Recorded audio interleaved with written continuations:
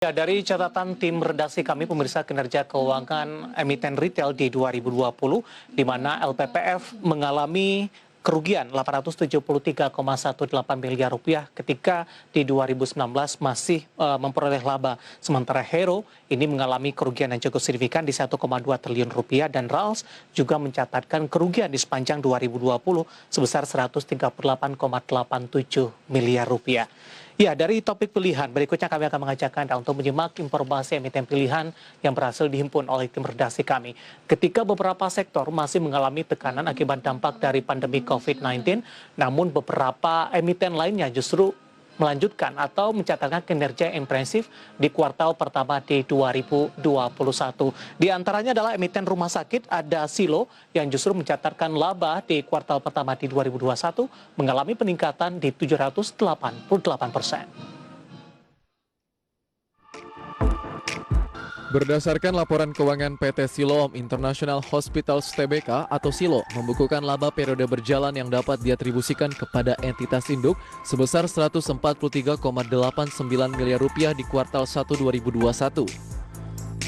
Perolehan tersebut melejit 788% dibandingkan dengan perolehan kuartal 1 2020 yang hanya 16,19 miliar rupiah.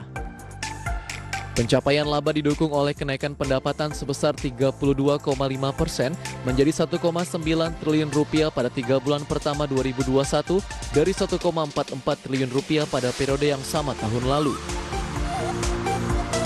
Dikutip dari keterangan pers perseroan Presiden Direktur PT Siloam International Hospitals Tbk, Ketut Budi Wijaya mengatakan bahwa peningkatan profitabilitas telah didorong oleh fokus berkelanjutan manajemen untuk meningkatkan pendapatan, strategi manajemen biaya, dan pelaksanaan program pengobatan dan pengujian COVID-19.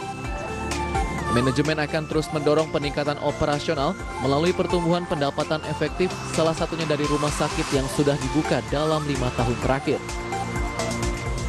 Di sisi lain, jumlah pasien rawat inap terus pulih mendekati tingkat pra-COVID-19, yaitu sebesar 179.810 di kuartal 1 2021, tumbuh 6,5% dibandingkan dengan 168.911 pada kuartal 4 2020. Jumlah pasien rawat jalan meningkat 4,1% menjadi 545.127 pasien di kuartal 1 2021 dibandingkan dengan 523.506 pasien di kuartal 4 2020. Siloam optimis volume pasien akan terus mengalami tren naik. Dari berbagai sumber IDX Channel.